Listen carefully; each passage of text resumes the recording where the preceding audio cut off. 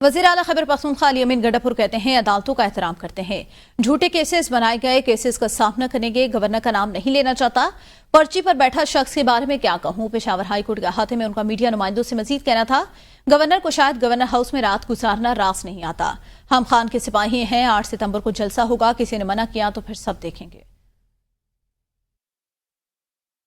ہم تو عدالتوں کا احترام کرتے ہیں اور یہ جو قانون کو بار بار توڑا جا رہا ہے اور انلیگل ایف آئی آر کی ہوئی ہیں، یہ ہمارا راستہ نہیں روک سکتی، کیونکہ ہم ایک حق کے لیے کھڑے ہیں، عمران خان صاحب ساتھ کھڑے ہیں ہم انشاءاللہ، اور ہم کھڑے رہیں گے، اور جلسہ جو ہے یہ تو ہونا ہی ہونا ہے، اور جلسے کے رکاوٹ اگر یہ بنیں گے تو انشاءاللہ پھر تماشا آپ دیکھنا کہ ہم کرتے کیا ہیں۔ سیم صاحب بڑے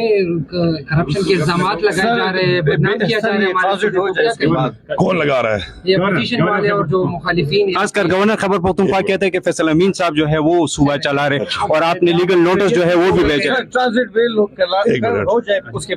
بات یہ ہے، یہ جو بیٹھا ہوا ہے نا یہ گورنر، یہ پرچی پہ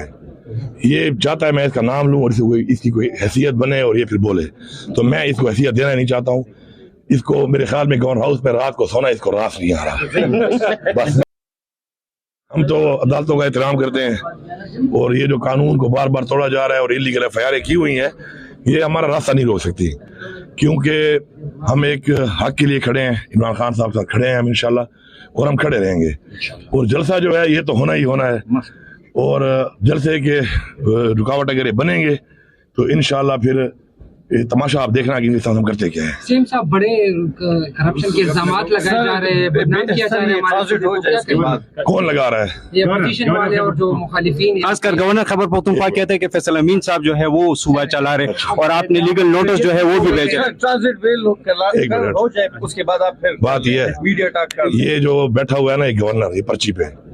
یہ چاہتا ہے میں اس کا نام لوں اور اس کی کوئی حیثیت بنے اور یہ پھر بولے، تو میں اس کو حیثیت دینا نہیں چاہتا ہوں، اس کو میرے خیال میں گورنر ہاؤس پہ رات کو سونا اس کو راس نہیں آ رہا۔ بس ہم تو عدالتوں کا احترام کرتے ہیں اور یہ جو قانون کو بار بار توڑا جا رہا ہے اور انلیگل ایف آئی آر کی ہوئی ہیں، یہ ہمارا راستہ نہیں روک سکتی، کیونکہ ہم ایک حق کے لیے کھڑے ہیں، عمران خان صاحب ساتھ کھڑے ہیں ہم انشاءاللہ، اور ہم کھڑے رہیں گے، اور جلسہ جو ہے یہ تو ہونا ہی ہونا ہے، اور جلسے کے رکاوٹ اگر یہ بنیں گے تو انشاءاللہ پھر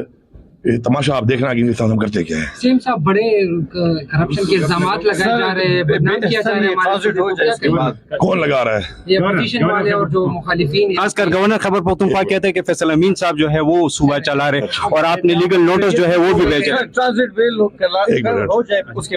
بات یہ ہے،